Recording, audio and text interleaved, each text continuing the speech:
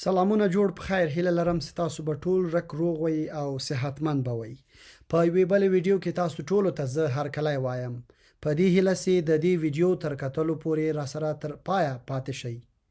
نن په دې خبرې کوو چې خپل ذهنیت څنګه نورو ته ارزښتمند کولی شو او څنګه خلکو ته په ارزښتمند کېدو باندې خپل ذهن پیاوړی کولی شو. دا ډیر مهم واقعیت دی. خلک که د هندوستان وي که د امریکا، هوښیار وي که ساده وي، پرمختللی وي که وروسته پاتې وي، ټول غواړي چې ځان ارزښتمن احساس کړي. دا یاد ساتئ، ټول خلک ستاسې د ژوند ملګری یا ملګری، رئیس، ګاونډي ځان ته څه وایي. د ارزښت او قوت دا احساس د ټولو انسانانو روحي تنده ده. ښې سوداګریزې خبرتیاوې لیکونکي پوهیږي چې خلک شهرت او ځانګړتیا غواړي. خرڅلاو په دغو خبرو لوړیږي. د ځوانو او شیک پوشه مدیرانو لپاره دا یوازې هغوی خوښوي چې ذوق یې تر نورو جلا وي. د هر چا ارمان اوسئ. هغو ښځو ته چې د نورو ښځو ارمان د سړیو د قدر وړ وي. دا او دې ته ورته خبرې اصلاً خلکو ته وایي چې دا توکي واخلئ او تر نورو غوره شئ. د ارزښتمندۍ تنده ماتول تاسې بریالي کوي او د بري د یوې مهمې وسیلې په توګه کار کوي. له مخکې تلو وړاندې دا جمله یو ځل بیا ولولئ. سره د دې چې نورو ته ارزښت ورکول ګټه لري، خو لږ خلک دا کار کوي. دلته به د دې مسئلې علتونه ووایو. زموږ دین، قوانین او ټول کلتوري اړخونه د انساني مقام د ارزښت پر اساس ولاړ دي. داسې وګڼئ چې خپله شخصي الوتکه کې سفر کوئ او ناڅاپه په یوه غرنۍ سیمه کې ناستې ته اړ کیږئ. مرکز چې څنګه له دې مسئلې خبر شي، دستي به درپسې لټون پیل کړي. هیڅوک دا پوښتنه نه کوي چې ته مهم شخص یې که نه، خو ټول خلک به یوازې د انسانیت له مخې لټون پیل کړي او تر هغې به یې کوي چې زرګونه ډالر پرې ولګېږي، تر دې چې یا به تاسې پیدا کړي او یا به پر دې ډاډه شي چې ستاسې د موندلو هیڅ نښه او منډ نشته. ماشوم چې ورک شي یا کوهي ته ولویږي، هیڅ چاته دا مهمه نه ده چې دا څوک دی، دا له کومې کورنۍ دی، خو د ژغورنې هڅې یې کوي ځکه چې ټول ماشومان مهم دي. تېروتې به نه یو که ووایو چې په هرو 10 میلیونو ژوندیو موجوداتو کې 1 میلیون انسانان دي. انسان اشرف المخلوق دی او د الله په دې لویه نړۍ کې لوړ مقام لري. اوس به یې عملي اړخو ته وګورو. زیاتره خلک چې له فلسفي بحثونو ورځني ژوند ته مخه کړي، نو د انسان په اړه نظر ټیټیږي یا بدلیږي. تاسې سبا خلکو ته ځیر شئ او وګورئ چې څه وایي. ته خو له سره انسان نه یې، هیڅ شی نه یې، هیڅ ارزښت ولاکه ولرې. د انسانانو د بې ارزښته کولو ذهنیت به حتما کوم دلیل لري. زیاتره خلک نورو خلکو ته ګوري او داسې فکر کوي دی زما هیڅ په درد نه خوري، په دې خاطر راته هیڅ ارزښت هم نه لري. خو په همدې حالت کې خلک لویه تېروتنه کوي. نور خلک چې په هر مقام او موقف کې وي، تاسې ته په 2 دلیلونو مطرح دي.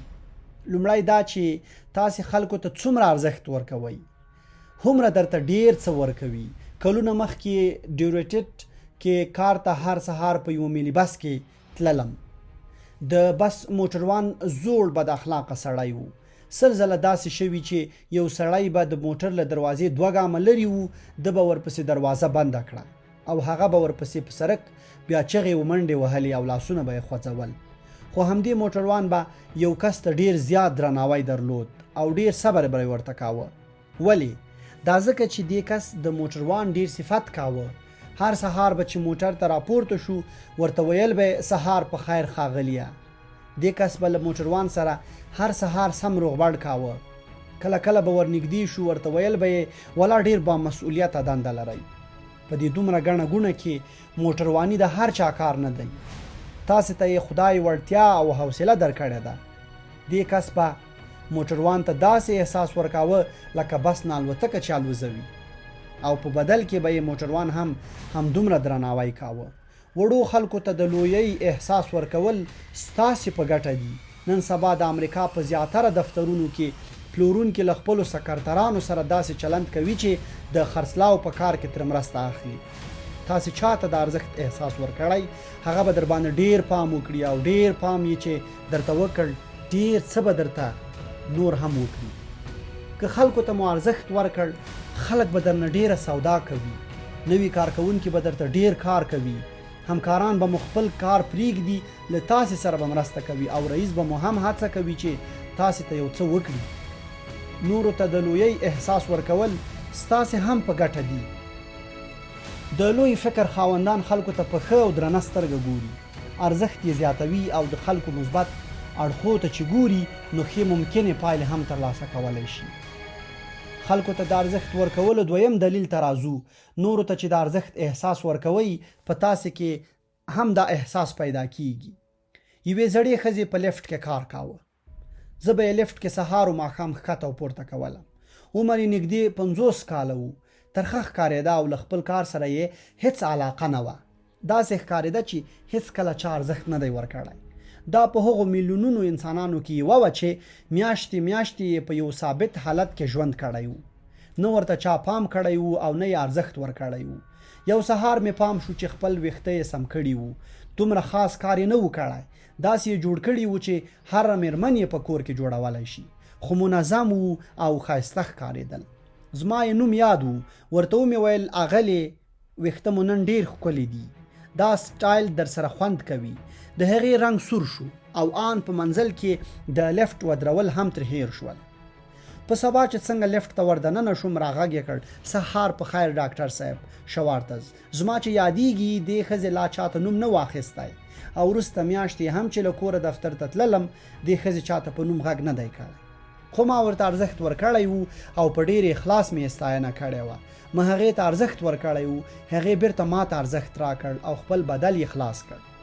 نو ځان به نه تیر باسو کومو خلکو چې ځان ارزښتمن نه وي احساس کړی دوی د خپل عادي حالت له امله رټل کیږي دا خبره څو ځله ثابته شوې چې د بری لپاره باید د ارزښتمنۍ احساس وکړئ په نورو خلکو کې د ارزښت احساس پیدا کول ګټې لري ځکه دا په تاسې کې هم د ارزښت احساس پیدا کوي دا تجربه وکړئ ویې ګورئ او د تجربې طریقه یې دا ده اول درناوی کوئ نور وپوهوئ چې تاسې ته کوم کار کوي هیڅ وخت چاته دا احساس مه ورکوئ چې خپله وظیفه ګڼې کوي مننه په تودو الفاظو او خوږه موسکا کوئ موسکا نورو ته دا ښیي چې تاسې ورسره مینه او ورته درناوی لرئ د درناوي یوه لاره دا ده چې نورو ته وښیئ چې تاسې پرې باور کوئ او اړتیا ورته لرئ که مو چاته دا خبره په مینه وکړه چې ته نه وې موږ به دا کار څنګه کوو نو خلک به ځان ګټور احساس کړي او کار به ښه ترسره کړي د خلکو په رښتینې ستاینه ترې مننه کولی شئ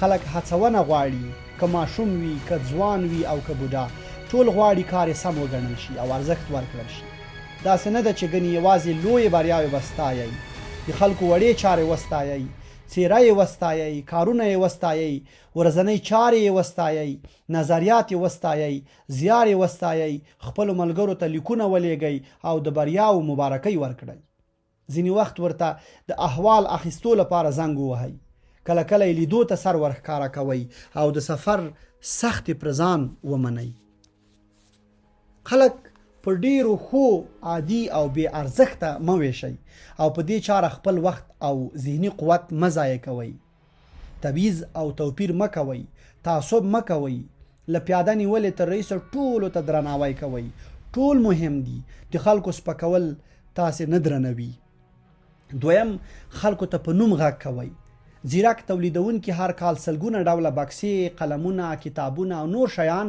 یوازې له دې عمله پلوري چې د خلکو نومونه پرې لیکي خلک په خپل نوم غږ ډیر خوښوي دا په انسان کې د سرلوړۍ احساس پیدا کوي دا دوه ټکي تل یاد ساتئ نومونه سم اخلئ او سم یې لیکئ که مو د چا نوم غلط واخیست یا ولیکه هغه به داسې وګڼي چې تاسو ته هیڅ ارزښت نه لري بله دا چې له نابلده خلکو سره د خبرو پر وخت یې له نوم سره مناسب عنوانونه هم ورزیاتوئ مثلا ښاغلیه اغلې صیب په اداره کې عادي چاپړاسي هم صیب ویلو ته خوشحالي ستاسې همکار که په هر موقف کې وي خدای خوښیږي چې په دروند نوم یاد شي دا واړه عنوانونه په خلکو کې د ارزښت او درناوي احساس پیدا کولی شي دریم درناوی مه انحصاروئ پانګونه پرې وکړئ څو ورځې مخکې د خرڅلاو یو ورځنی غونډه کې میلمه وم.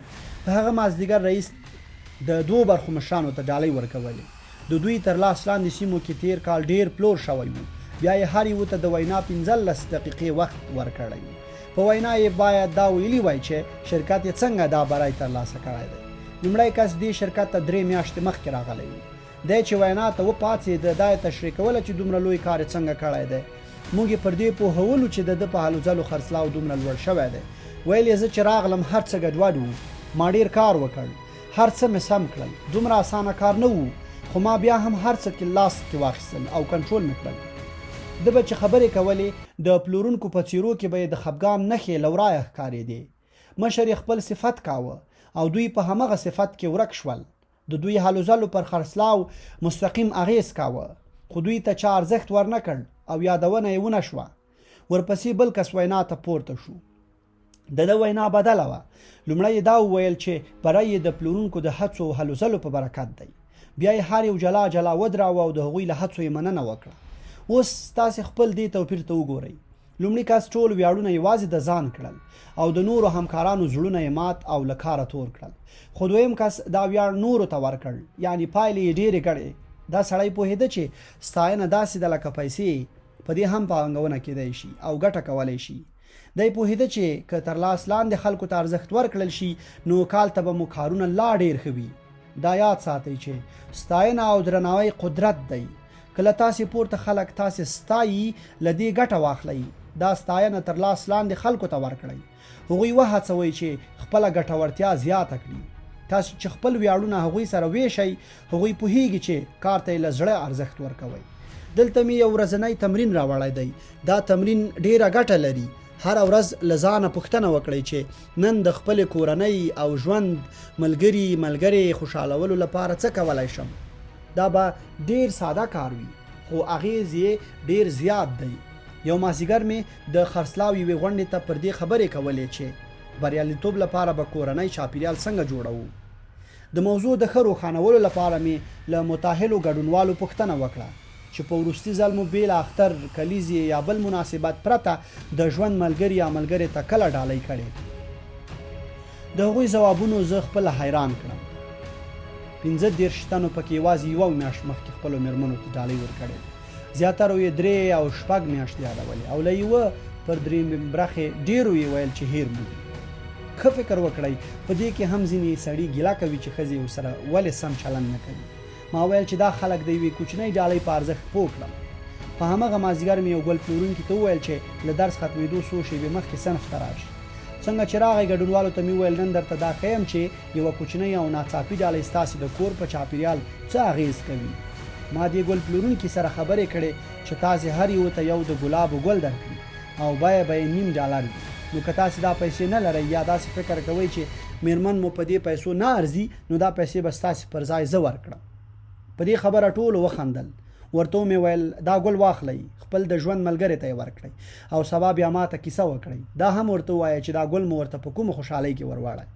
سبا ټولو اعتراف وکړ چې د 15 روپیو پانګونې یې د ژوند ملګری خوشحاله کړی و. کله کله هڅه کوئ چې خپل کورنۍ ته یو ځانګړی کار وکړئ. ډېرې پیسې مه لګوئ. پیسې دومره مهمې نه دي. مهم شی وخت پیژندل او جدیت دی. بل دا ښودل دي چې تاسو ته د کورنۍ ګټې لومړیتوب لري. کورنۍ خپله ډله کړئ او پلان شوی پام ورته وکړئ. نن سبا ژوند بوخت دی. داسې نه بریښي چې ډېر خلک دې کورنۍ ته وخت ولري. خو که پلان جوړ کړئ وخت ورکولی شئ. د یو شرکت د عامل مدیر یو معاون یوه لاره وړاندیز کړې. دې لارې ته هم ګټه رسولې ده. کارونه مې ډیر دي، لږ کار باید ځان سره کور ته یوسم خو کورنۍ ته هم شانه کوم ځکه ما ته په ژوند کې تر ټولو لوی ارزښت زما کورنۍ ده او دا کار هم د هغوی په مینه کوم. ما داسې پلان جوړ کړی چې کار او کورنۍ دواړو ته وخت ورکوم. له 9:30 بجو 1 ساعت وخت مې 2 وړو بچو ته ورکړی دی. هغوی سره لوبې کوم، کیسې ورته لولم او رسمونه ورسره اچوم. پوښتنې ځواب او لنډه دا چې دوی چې څه وایي همغه کوم. دوی سره مې چې 1 ساعت تیر کړ دوی هم خوشحاله شي، زما هم ساعت تیر شي. دوی چې 8:30 بجې ویده شي زه خپل کار ته ورشم او 2 ساعته کار وکړم. 10:30 بجې کار بس کړم، 1 ساعت بیا خپلې مېرمنې سره د ماشومانو په اړه غږېږم او د هغوی د راتلونکي په اړه خپل پلانونه شریکوم. دا ساعت مې هم ډیر آرام وي. ټوله ورځ یوه خوا او دا یو ساعت بله خوا وي. د دې ترڅنګ مې جمعه یا رخصتي هم کورنۍ ته ورکړې ده. دا ورځ ټوله د دوی ده. د هغوی د چارو رسیدو ته مې یو پلان جوړ کړی دی. دا نه یوازې هغوی ته ښه ده بلکې ما ته هم ښه ده او یوه تازه انرژي راکوي. تر بیا ښې چارې.